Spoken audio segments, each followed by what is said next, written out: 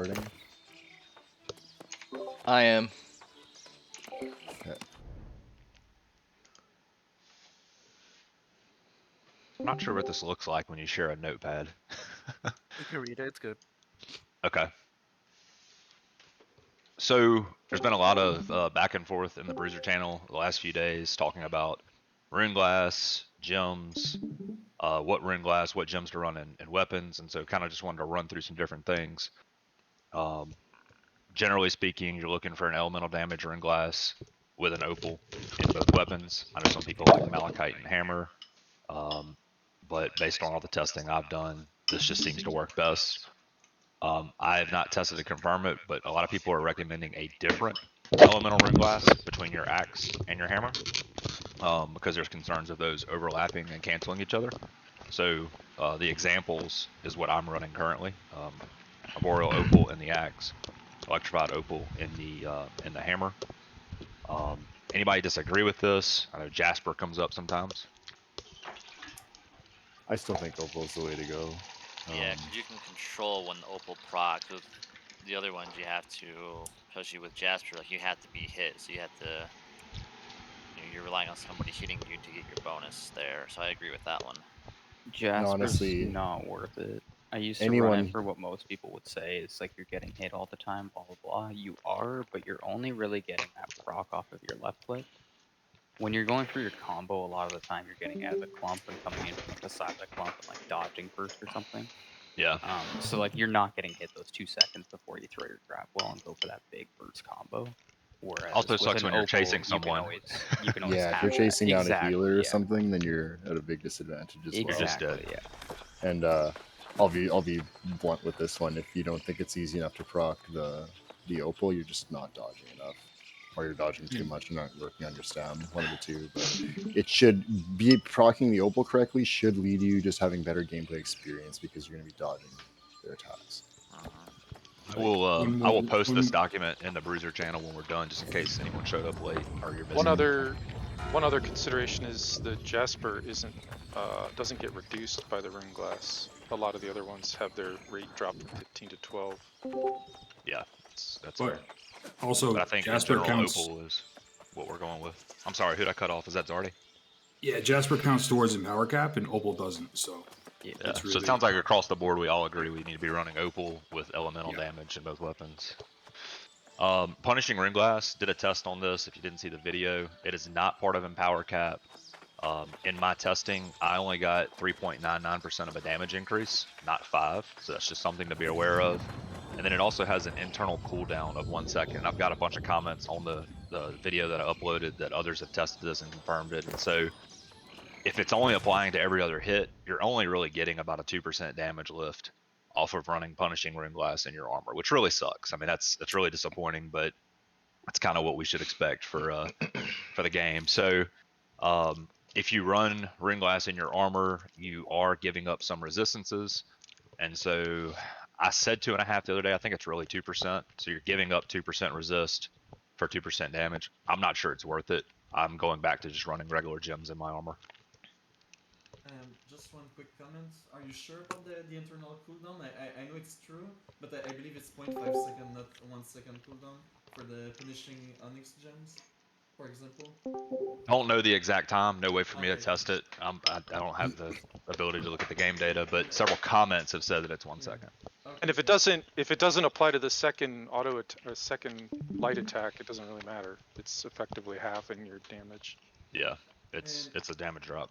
Banker, were you going to mention anything about the chain damage type elemental and with the rune glass? Yeah, a little bit. So, are you talking about elemental rune glass in your armor? No, I meant like the fact that if you have a certain elemental damage associated with your chain on your great axe, then you need to consider that for the type of rune glass, I believe, that you choose.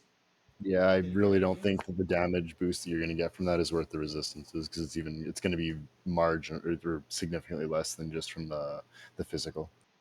Because I know like they're running a lot less elemental resistances, so that was the idea when some of the bruisers were running split. But all the bruisers are running opal again, so it is mostly physical regardless. And But I meant that, and I'm not sure, I'm not like a chain damage player, but I heard that if you have a certain chain elemental damage on your weapon, then you're kind of limited on the type of conversion you do on the damage with the gem. That's accurate, as well as yeah, that's shirking. true. Yep, So if that is someone really accurate. knows that, I think it's a point that someone should go more in depth, because it's important for anyone that goes with elemental damage in their great axe. We're So what you're suggesting that talking no one about? does that. We're suggesting Okay, that okay. everyone runs opal Yeah. because Yeah, it's just a Yeah. better. It's about a 10% damage loss if you run the exactly. math. Okay, So like perfect. Beast, what you're talking about is like if you have chain or shirking of any of the types, so say lightning, you wouldn't be able to put in any other gem except for a lightning gem. That's the only way you can convert it. Now, if you do that and you have chain and a lightning gem in there, and then choose to go with lightning rune glass if that even exists, the bump in damage there is going to be significantly less than just running an opal. Yep. Yeah. Like So that you're was gonna get that's the like next section. 5% of that extra like 12% damage, which is just marginal damage at best. And you can run whatever. Can you run whatever elemental rune glass you want on a chain weapon? Or does it like so like a opal? But like, can I get like a fire opal on there, or can I get like a? You can, but Yes, if you're I have. Yeah. trying to amplify the elemental damage, you'd want them all to align. Exactly. But we're suggesting no one do that. So Yeah, like I've this is the tried that third part build. of the thing that I have up. Elemental ring glass is part of Empower Cap, which brings its own issue with Great Axe because we hit Empower Cap very easily with Mauler's Fury and Greed and standing in Empower circles or I'm sorry, Oblivion circles. So I don't think it makes sense to run Elemental Ring Glass in your armor. Again, you're giving up resistance if you do that. It's about a 10% damage loss. Core gameplay, I think if you go to YouTube right after the Brimstone launch, went and did this with like 8 different combinations to see if it made sense for a Great Axe to do this, and mathematically it doesn't. He did it with test dummies. He tried everything. I know some people want to do it with Void for the Gravwell pop. I get it, but I think it's just such an isolated part of your gameplay. Like every 25 seconds or 30 seconds, you're going to get potentially a little more burst damage out of a Gravwell, but you're just giving up the rest of your gameplay you're throwing there. So I'm not recommending anybody do it. One of the reasons why it doesn't work is at 50 and 100 strength, you get a total of 15% extra damage. It's all only physical and slash. So it's like Yeah. it's really hard to make up for that. Mm-hmm. You All should right. never ever run anything but opal in your Yep. great axe. Yep. Like, Yep. That's the bottom line. 100%. Agreed. All right, so I'm gonna try to keep us on track because we got Yeah. 22 minutes, and I said we'd end early. Slash damage on ring. It is part of Empower Cap. It does provide additional damage when you enter a fight. So I mean, it's not worthless, right? If your initial hits are doing more damage, but once you hit Empower Cap, which is very very common, especially in wars and in clump fighting, it's useless. You lose the extra damage. So what's your best alternative? Probably Keen Awareness. Having higher crit chance allows you to do more damage as a Great Axe because of our Keen Edge passive, which puts us at a 1.4 crit damage modifier. So even if someone has 5 Resil and 150 Con, you do more damage to that person. And if you catch somebody with less than 5 Resil, obviously you're going to do even more to that person. And then I put notes in here that keep in mind if they nerf Resil, which we think is coming soon, this gains even more value. So I have been running Champion's Ring again, and I put my slash damage ring away. You also heal when you crit on a Great Axe, and so you have 2 passives: critical gains and feed, and that provides a lot of sustainability when you're fighting in a clump. So any input or feedback on this from the group? I think Keen Awareness is the way to go. I And think, then- Going forward. I think it depends on point or rotation players that are maybe might not be around Oblivion circles as often. To keep slash on the ring, especially like rotation groups. Could I make don't sense. think it's as much of the Oblivion, but yeah, they won't be able to get to the same like say Mauler Fury stack, so they won't necessarily get that first initial amount. So yeah, I could see it on some side groups running it differently, but I think like again, I also want to say like let's look at our wars and our rosters. Our issue wasn't usually it wasn't usually the side points or being able to take those points. It's usually being able to get those war or those actual fort fights. So when you get into more group play or just smaller areas, I think it's probably still going to be better to be having the crit versus the slash. But yeah, it's something we could talk about and debate. Champion's Ring is going to be your fastest way to get back to Invigorated Punishment and Keen, and trying to find an Invig Keen something else like Leeching or Refreshing is going to be tough because nobody's really rolling those rings. Mhm. With that, you get Hardy on the Champion's Ring, so I wanted to bring this up. This is heavily debated. I've gone back and forth on running Hardy. One of the arguments for running Hardy, and thank you to whoever posted that video earlier, I think it was Zardy. When you're standing in Oblivion, sometimes you can get an extra dodge without stamming out because of the additional stam that comes from Oblivion. I also have just found bullet point 2, the bruiser dance, I like to call it, where you're like dodge, swing, swing, dodge, swing, swing. That lasts longer, not much longer. Maybe it's just one more rotation, but you do have a little more leeway there when you have Hardy on your ring. And then the alternatives, if you don't want to run Hardy, if you're just, I'm going to roll an Invig, Keen Awareness, something, you can go Leeching. I have a Leeching ring. I get about 55 to 60, I said damage, but health back per hit.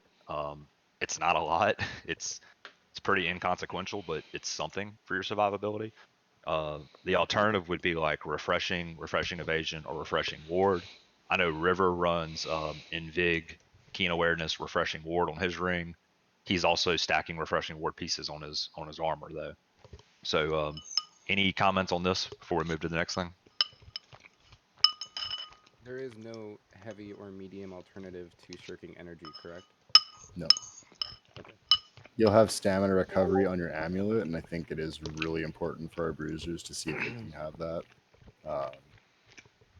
I still think ideally, like correct me if I'm wrong, but you're going to want health, stamina recovery, and usually slash resistance. Yes. And if you don't have that amulet, because that amulet runs about 300k, you can just run Champion's Amulet. It's health, stam recovery, shirking empower. The shirking empower is basically useless because we're always at empower cap.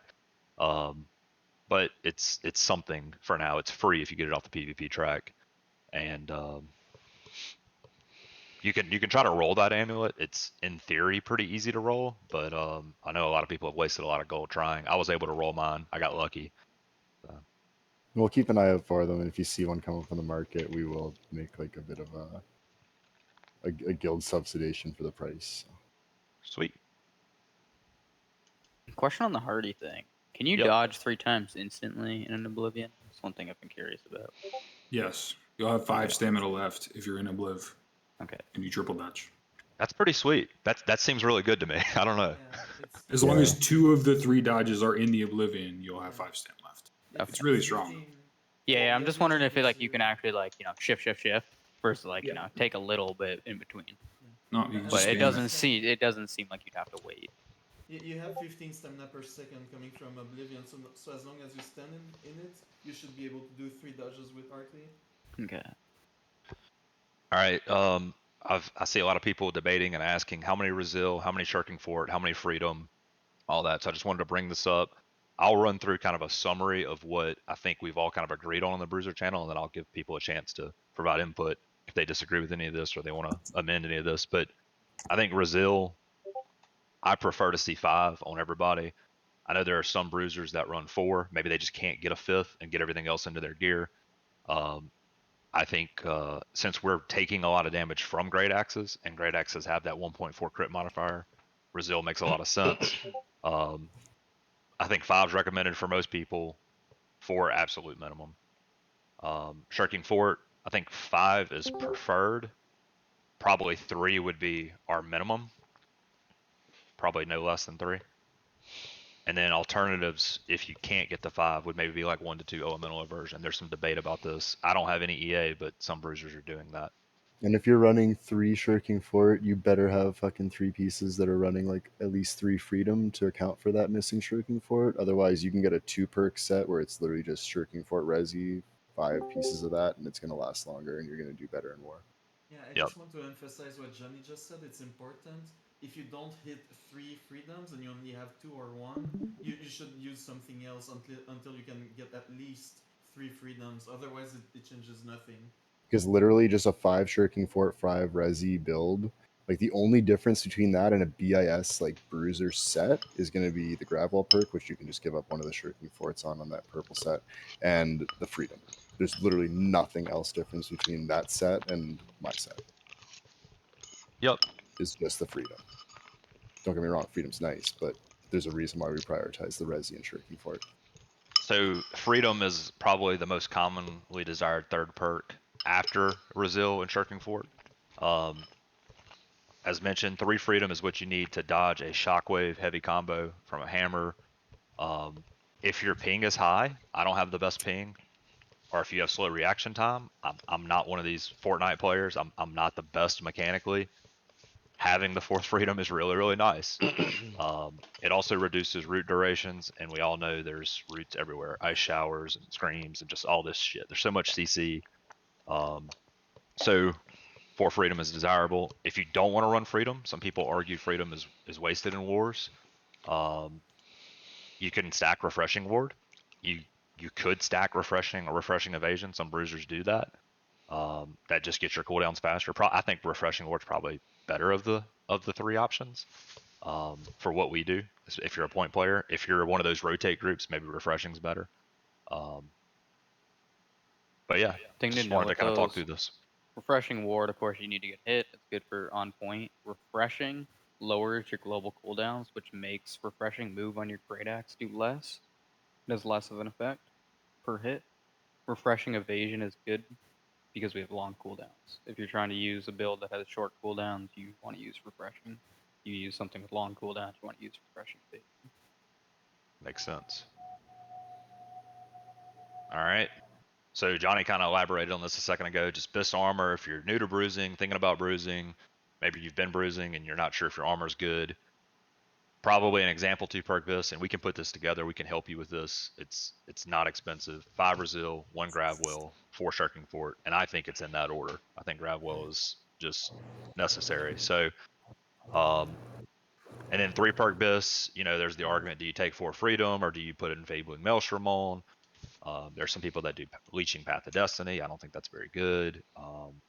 You could sub the freedom for Refreshing Ward. We kind of talked through that. So just wanted to kind of put this out here, and I'm hoping we can pin this in the Bruiser channel and refer back to it later. And as the meta changes, things are always going to keep changing. So Yep. it'll be I good to think- have something we have posted and can update. If I could just say one thing, I think we need to be looking like army wide. We do need to have some people running Enfeebling Maelstrom.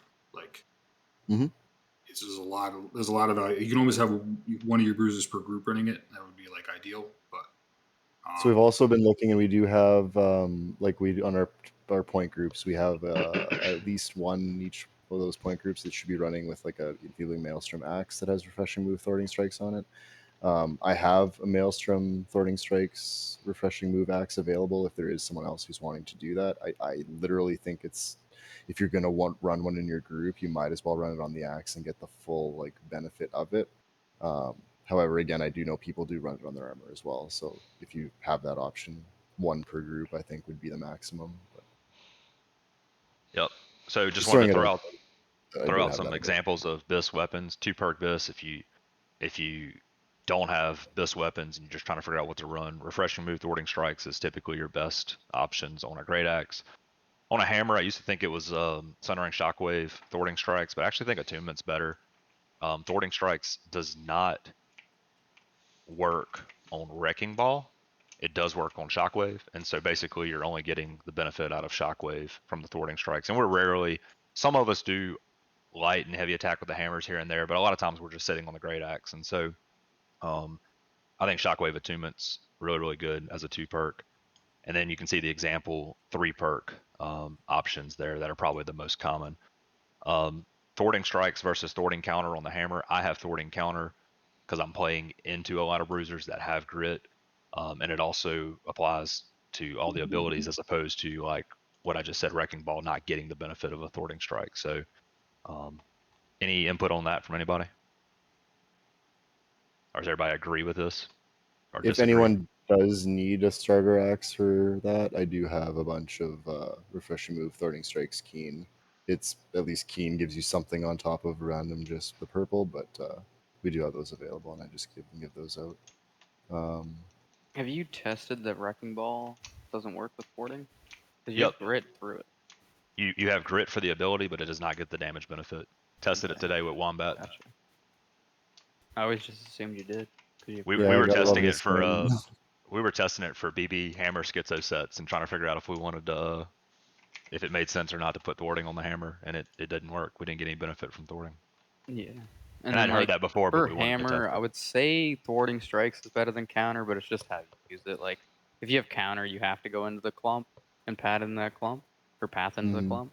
Where like thwarting strikes, you're not getting the damage from path anyway, but you're pathing onto light targets and stuff like that to stagger the healers and hopefully get a healer off cooldown of a sacred Yeah. without actually casting it.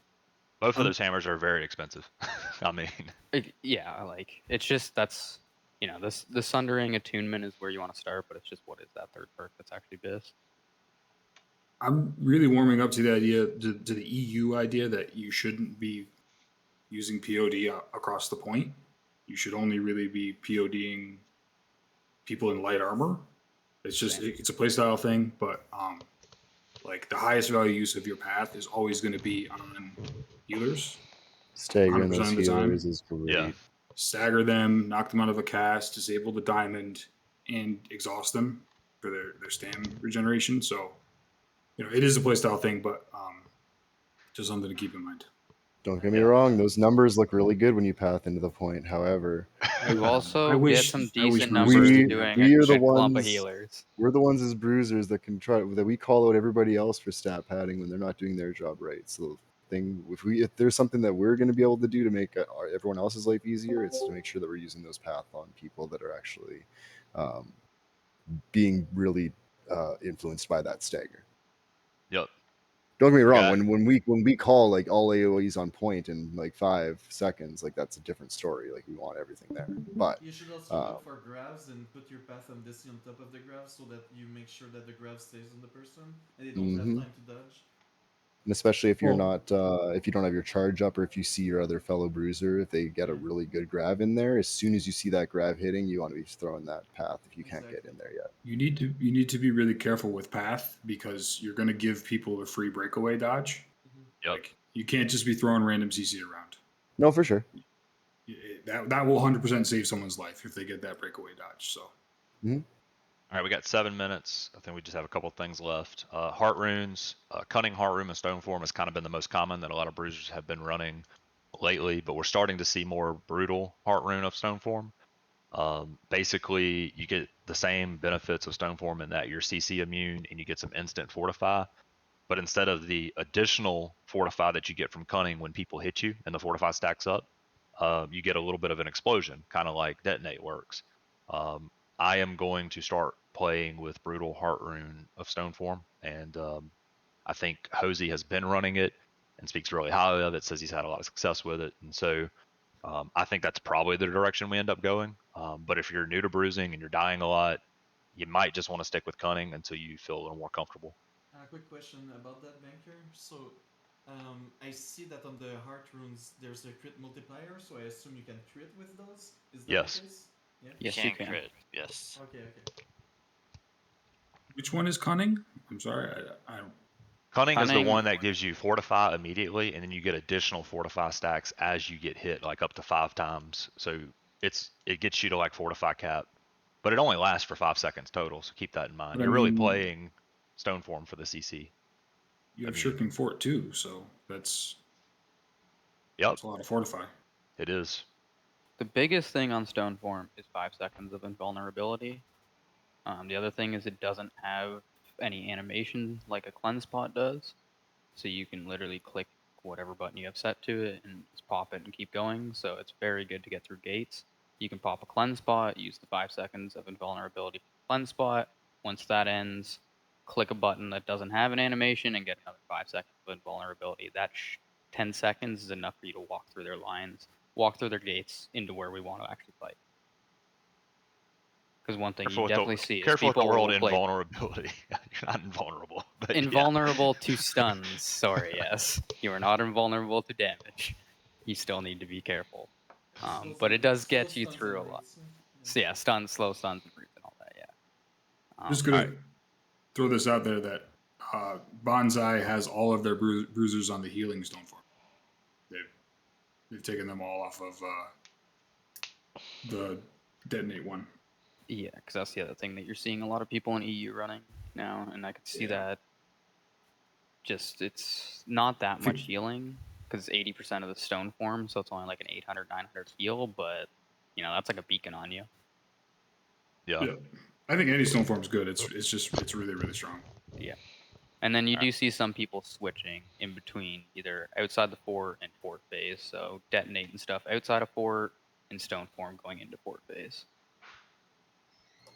Yeah, if you're running brutal heart rune of detonate, I mean, I know a lot of us were trying that for a while, but it's very risky. It does make you really, really squishy. You're probably going to die from it a lot.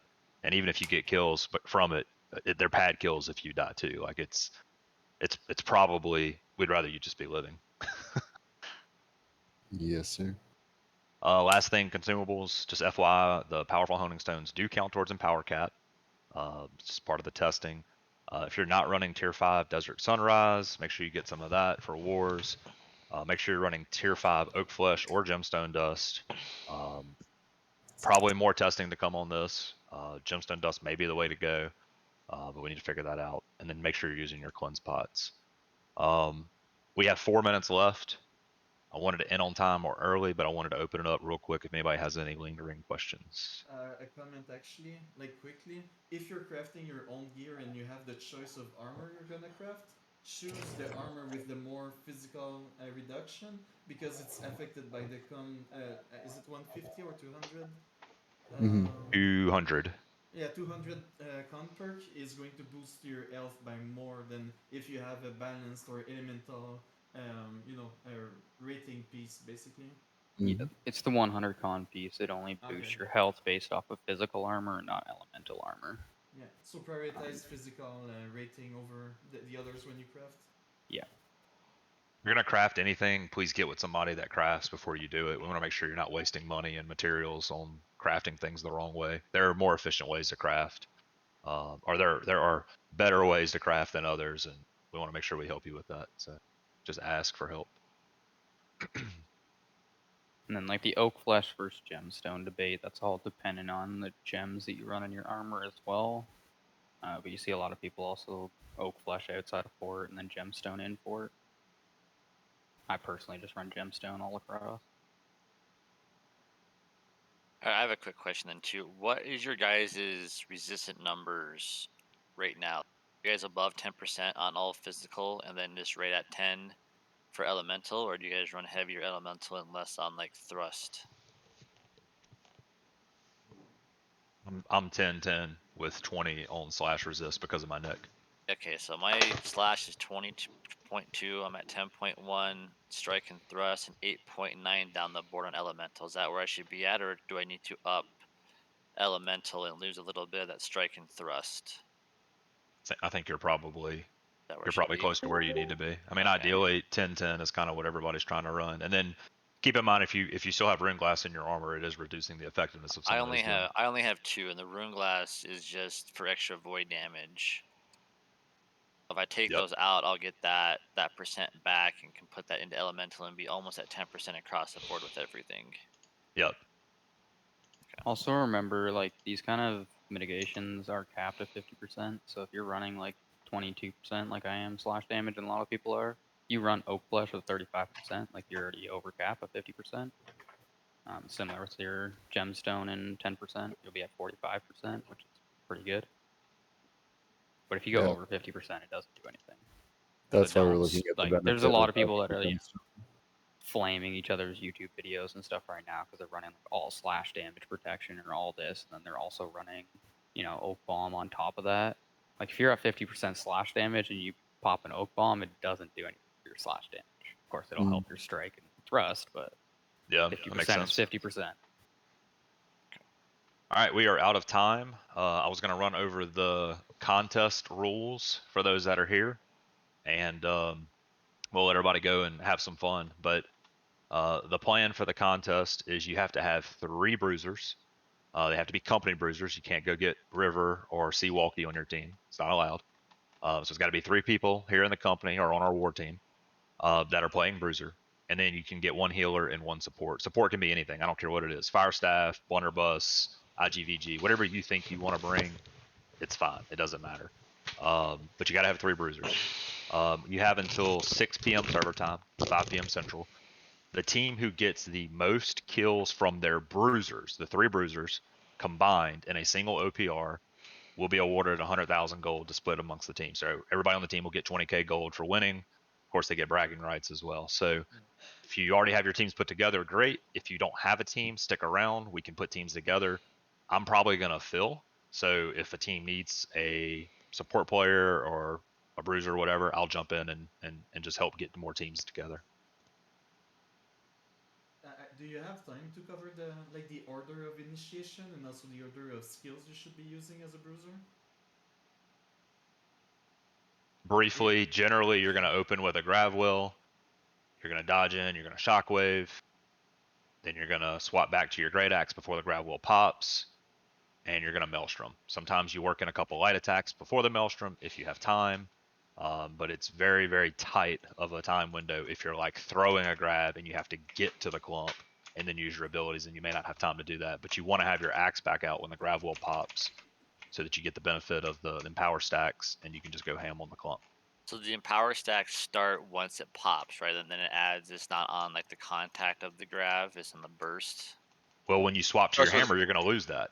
So you do get some Mauler's Fury stacks if you hit somebody with the grav well, but then you pull your hammer out and you lose those stacks. Does that make sense? Yeah, but then so the pop, if it double pops, does that count as a double stack on your Fury then? Yes. Yes. Okay. But so That's good to know. you should be opal dodging. You should be dodging before you throw a grav well. Yep. And any stacks that you have when you press the button, it snapshots your buffs, right? So the main pop of grav well holds whatever buffs you have when you throw it. So it is worthwhile to get stacks, and to proc opal, and then throw a grav well, and then you're gonna swap to your hammer. You can lose all that, but you're gonna get it back when it pops, right? And the insatiable pop, which it's the one that comes off your body, does not have the snapshot and power from the initial throw, right? So it's a little technical, but so ideally your dodge grab, dodge shock, grab great axe out before the pop. Maelstrom. Try to get Maelstrom in all in that combo. Okay. And ideally you're throwing your grab either at your own feet or 1 dodge away. Like you don't want to be throwing max distance grabs. Those are bad grabs, right? Because people are going to get out of them before you can get to them. Like grabbing at your own feet is honestly ideal, right? Or 1 dodge distance away, so people can't escape before you get the shock off. And does everybody here, do they run the Fortify buff then on their grab perk? Yeah, you should be. Yeah. Yeah, you should be running the 3rd passive for grab well. Okay. Yeah, do you recommend placing a grav on your team if they get jumped, and maybe that could help them with the Fortify, or is it a waste of the grav well? I've thrown defensive grabs before just because I know it's going to give us all of us inside a 10% stack. I definitely throw defensive grabs once in a while. It's a once in a while sort of thing. It's all You definitely want to situational. be exactly, yeah. I mean, if you're getting overwhelmed, I don't think there's any harm in throwing that defensive grab just to help you out. But what's already saying is key. Like, you can't be throwing a grab too far. Right at your feet is the best. Oh, yeah. If you throw a grab right at your feet, you also have the time to work in that 1 or 2 light attacks, which gets you that extra 5-10% on your Maelstrom swing.